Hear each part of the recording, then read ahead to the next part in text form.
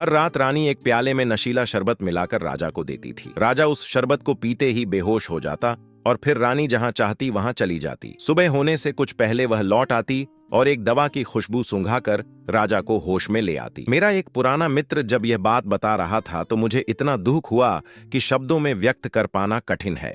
उस समय मैंने अपने क्रोध को संयमित करना ही उचित समझा और कुछ समय बाद इस प्रकार अंगड़ाई लेते हुए उठ गया जैसे सच में गहरी नींद से जागा हूं। रात को भोजन के बाद जब मैं शयन हेतु पलंग पर लेटा तो रानी हमेशा की तरह शरबत का प्याला लेकर आई। मैंने वह प्याला लिया और चुपके से खिड़की से बाहर फेंक दिया। फिर खाली प्याला उसे इस तरह थमाया जैसे मैंने पूरा शरबत पी लिया हो।